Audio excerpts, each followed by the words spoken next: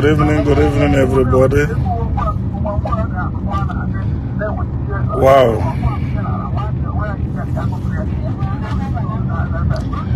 How on a day? How on a day?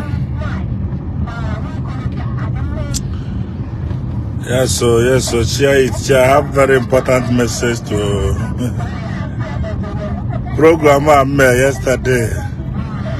Although so many attempts, I'm not even I was up and put a kuna on a lot of enemies. Some people Boba said and maybe Luhiva Namachazeka had so many calls I received because of my little teaching yesterday.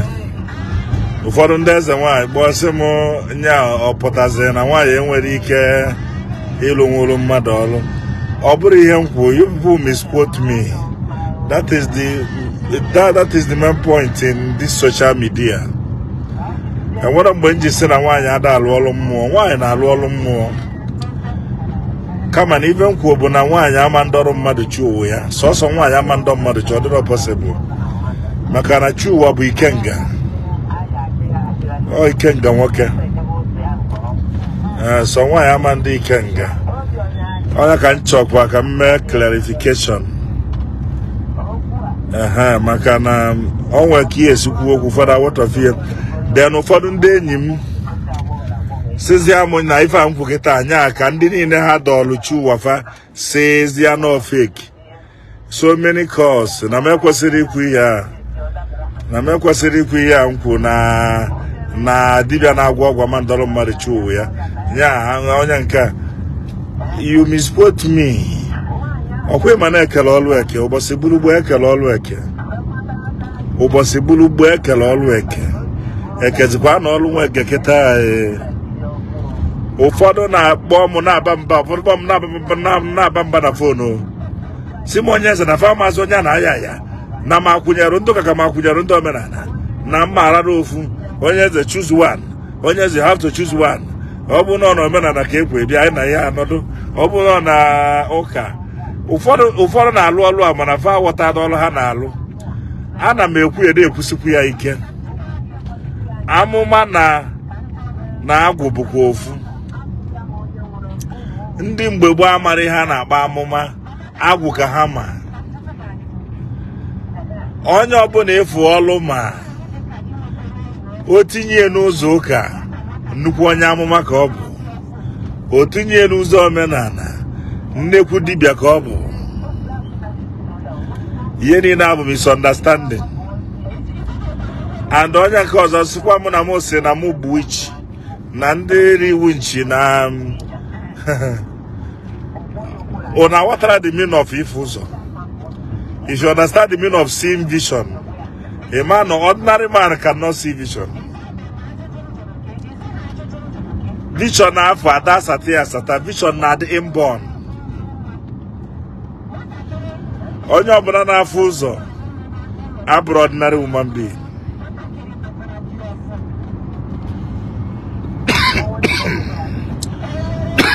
Onye ọbụla na-afụ ụzọ abụrụ ordinary woman being.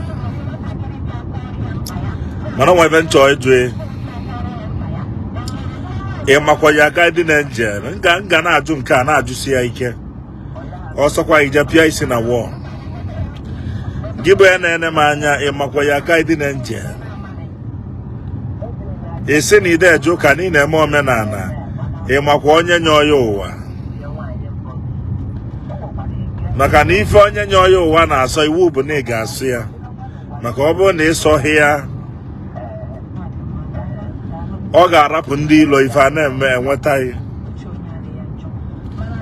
ụfọdụ a na-agbakwuru ife a na-akpọ na ekolu mmadụ ofo na ogu na ama ife eji eke ofo na ogu even ikpotu chuwa mmadụ n'anyanwụ ụfọdụ amakwuro ka esi akpotu ya n'anyanwụ mana ụfọdụ ruo ofe akata akwụkwọ ogirisi edebe na anya akata ibe nne eje chọọ isi apịla apị oisi nwoke na nwaanyị debe eweta ji eweta ọkụkọ eme eweta mmanya ọcha si na-adọgochi ụwa taa ọdegwa anyị ayes nkwụziwa ibe akịta ụna asị m onye eze na ụna amara ebe nkwụ akwụ enwego m kọọlụ bụ na m enwego kọọlụ ọ gbasazi nke m na-eme ibe mma na agwụ na eziokwu agụ ụgụba mmadụ ọmakpuo dibịa ibe na-arụzi dibịa kịta akarị ịbịa sọsọ n'ogbe m efe white and red karị akarị enwezi ụmụaka na-alụzi ọrụ ivi ma ndị nwana na striti na-apụtakwuzi na striti ba kwụzi ya dibịa onye ọbụla na-akpazi dada everybody kịta tiziri ego ahụrụ n'isi na-akpa dada si na ọlụ nwa mmalụva bido na nwa wee lụba local 419 ọlụ a na-amaghị kere ife ịma n'ọlụ ife na-achọ ịgwọ na ife a bụ na ife ji maka mụ wee banye ọlụ dibịa kịta karị ma ndị si na ụmụ amarụva ịbịa na striti nkịta ụka dị ebe afọ karị ọ karị 70. I'm telling you. So my street alone ọkwa bacha akụ na chechi ọ karị 70.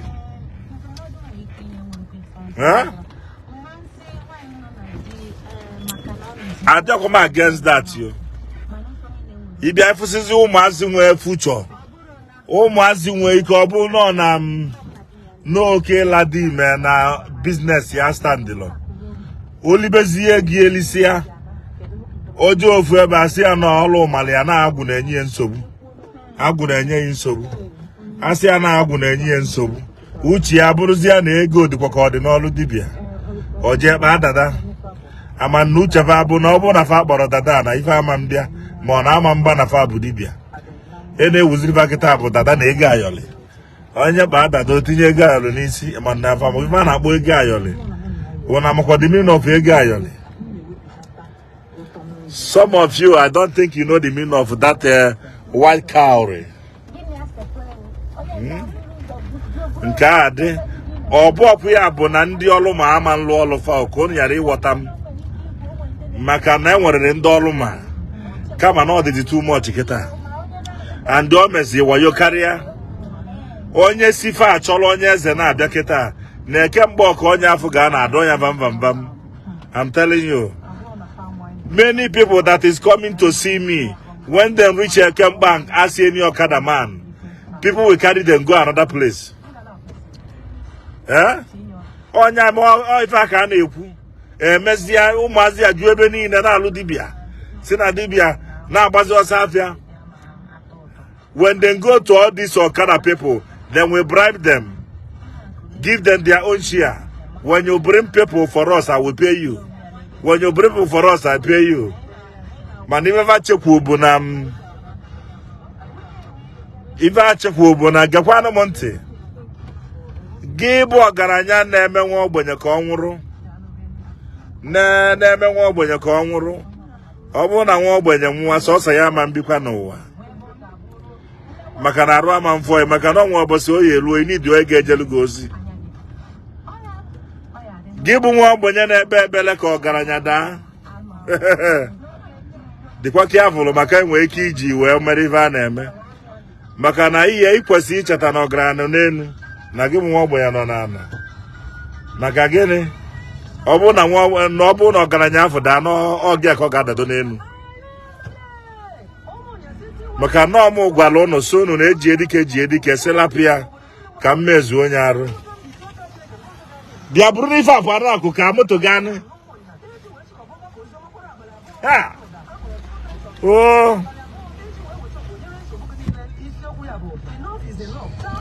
so I don't now get out na phone agụ erike. Please, if you are coming to see me and you enter bike, be careful of all this bike in a kembo maka chika na agwa na ndo safia kanko. If you are coming to see Onye Eze Jesus, I know they collect money for phone. No. Anybody asking you to pay them, that is Onye Eze. It's not to me. I will never tell you to send me money before coming. Anybody that called, I must tell you to come and see me one-on-one. Don't send anybody any money in the name of Onye Eze. Manande ba anyi sefo, their local Yahoo fa kakunko. Eli ndi ba anyi eli. Ega agbasi mmado, don't pay anybody. Onye apatakwa si ogosi itelo. Ni akwa onye nwe ụgwọ, onye nwa si ya na Onye Eze. Amara mo na nsogbu na amara mo, I don't know.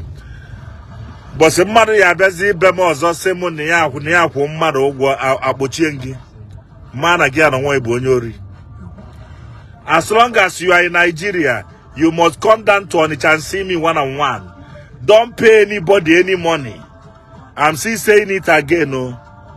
Don't pay anybody any money online in the name of Onye Eze. I will not ask you for money. I'm saying this countless times. I will not ask you for money. Maka na onye mme nwetakwa ya bịa bebe akwasị m na egbu ya wayo. I will lock you up. Ọ bụ na ala na agwụ na eme na ife aka mmalụ na bụrụ ndị ori. Ife ọjọọ na-ekwu ka nna agwụ na ife nna agwụ unu. Ụmụaka abasịla ọlụ dibịa ọfụ na ọlụ amụma ọfụ. Ka mgbagodo ndị ọlụ amụma ndị nọ ndada dị GO ka na afọ anyị. Ndị amụma nọ ndada dị GO fa afọ. Daddy GO gị ga-eme ka ị bụrụ born again. Mana gee m ntị. Daddy GO gị abụrụ Chukwu. Daddy GO ya gbara aka wee na-eme ụka. Ife mmụọ ka a na-eme. Onye amụma ọbụla sị na ya dalụ spiritual work. Ma na onye asị ka ọ bụ. Ọ na-asị ezigbo asị. Enwere spiritual exercise. Wee lukwa echi. Ife ọbụla ị na-eme. Try to make something out of it. If you are under the GO and you are pretending, maybe your destiny and your the GO are not the same. Go out and start your own. Let your destiny arise. Sometimes all the GO will not tell you the truth. Then we carry Bible and give you, you will be suffering. In a month, if you don't return your due, then we change you and put another person. Don't remain slaves for somebody. Truth to be told. Truth to be told. Ọ bụ na ị na-enweta ụchụ na ịbụ nwaanyị. Ni na-enwekarị police case. Ni na-enwekarị promise and fail. Ndị na-enwekarị case. Ọ bụ na ịma ni na-enwe case every day. Ni na-enwekarị ajọ case. Ọ na mmadụ kwa yi nkwa ego na ọ dị enye inye. Gee ntị ka m gwa gị ife ị ga-eme na ka m bizie i brain. Ka m gbuo this small secret. Jee chọọ ego ayọrọ ịnọ. Ego ayọrọ. White cowries. If you are having case every day, case, and if you are, and people promise you contract, they will not give it to you. Find me white cowries. Yeah, eno 4. Find powder of your choice. Shorter powder of your choice. Shorter powder of your color. Carry that white cowries. Put inside that powder. Shake it. Leave it. Gone on 14 days. After 14 days, you begin to use that powder. If you want to go out, call Jehovah Jireh 9 times. Use that powder. Rub some more on your face. Rub it. That case will return back to sender. That's your contract. Mortuary come for you. Emanoya bunkuzisia. Do to ndị na-akọcha m. Family ọlụ most of them ama ngwa m. Mana many gwa m. Mana mma na onwe ndị isi n'azụ enene m. mkwu vaje ma ọwụ ọkụ alụ vaje na nke dadị vaje tụọ mma o toro ya gbagbu nna yi toro ya gbagbu yi maka na ebe onye lụrụ aja ka ọ na-eli aja ọ bụ na ngwasị ya ive ọwụ ọkụ ije n'ụlọ ụka unu je tụọ mma afọ ya asagbu ya ọka mma na imere eme maka ama mfafa ncha juu ebe a ndị ori they will not even comment you and then I see them maka uche va bụ na fa comment ya na dia member we see them mana nkwụsịzi ya ije na azụme datin ọnya bụ ife mee ụfọdụ ji wee nọdụ na-agbụ ị na-atụ egwu dadi ji ya oyi mana dadi ji ya oyi ama mgbanwe ife ihe eme na Onye Eze gbasizi ya ịgbasi ya ọwa ọkụ alịghị jee ebe ọzọ jee tụọ mma abịa na afọ ya asagbughị never na fa ka nkụ na see them ma akpọwa one na ere one weta ego ayọla ịnọ tinye n'ime powder lapịa ka ọ nọ 14 days na-etinye ịbụrụ nwaanyị na-etinye ịbụ nwoke na-etinye ọ nwere kọntaktị iji okwu ya na-enwetana ọ bụ nọ ndị polisi na-edistọbụ n'ezi na ịmarụgo ndị a na-ebu afịa ịmarụgo ndị a na-etelụ m ya itesikwa anya cheta ịbịa Thanksgiving o inwe ike bịa na nzizo karịa ije na nke pastọ yi maka na ọ bụrụ pastọ yi nye ya ive a maka I know you people o nekwa ụnụ ka ụnụ na-ene m anya ka ndị ori ụnụ na-enene you can't even like you can't even comment you can't even cheer but you will take my advice and it will work for you and you will go to your pastor and give Thanksgiving okwu ori ma maka na orila mgbu egbunu ji ubi ụgwọ wụọlidebe na ọnwa ụnụ ife ọma mele ịkpọ mụ na fonu si m Onye Eze mụ sendị ya asa m itinyelu m ive apụba ofu na ya nafa apụbago maka na ha ma na m na-afụba ma ndị ji feki nọmba enene m ma ndị amụ ma ndị pastọ ma ndị dibịa sef ndị ji feki akaụntụ enene m ana m afụ ụnụ oga ọbụrụ taa I have been eating before the meeting ama m ndị ụnụ bụ ama mfa ncha ha jiri feki akaụntụ a na-enene m ka afama nke Onye Eze ya ekwu taa ekwuola m ya biko mee na ọ bụrụ na ọwa ọkụalị don't forget to come Thanksgiving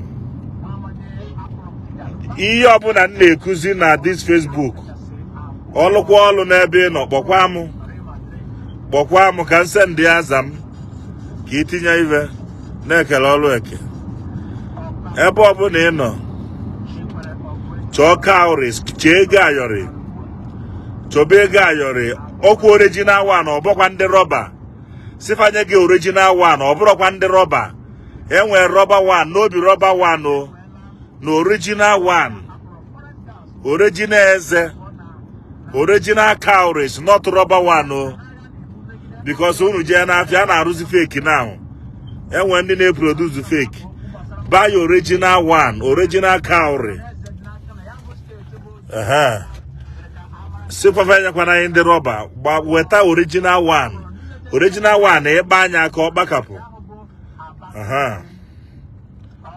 so nya gazie chia this message ka ndị ọzọ banye even na ụmụaka ha na ndị ọcha na-emekọ business you can do it too ka ị nweta ego wee nwee ike bịa maka a lot of people na-akpọ m sị ndadị na obodo kara aka kịta ụna ama ebe nọ na do you know where I am? Onye ya kata nwa ebe nọ. If you can guess where I am now, I will give you 5K.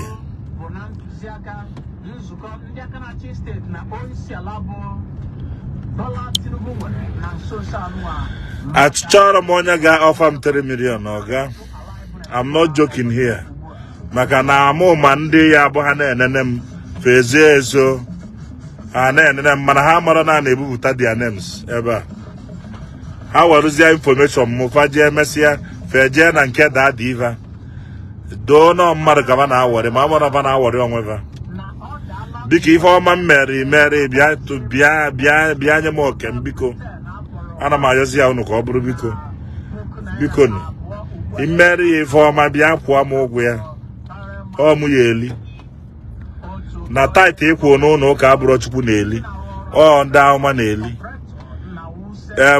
ife ebunu na efe igbuje na arụsị abụrụ arụsị na-eli nọ ya na ekpere arụsị na-eli biko nụ were ego ayọrọ ya ọ bụrụ na enweta disappointment ma ọ bụ attack nya case everyday case akwakere nke akwakere nke use this ọ na-ebute good luck itinye na powder apịa ka ọ nọ 14 days onye bụ da 4 calories abịakwa nọ 14 days ibido tebie ọ ga-adịrị ụnụ mma nya baala ụnụ kwesịkwa na ịlaike maka na mmadụ ezo nke m ezo enwere skeleton na my cupboard na ife ọbụla nwere ife a na-eli enwe ebe a na-ewepụ n'anụ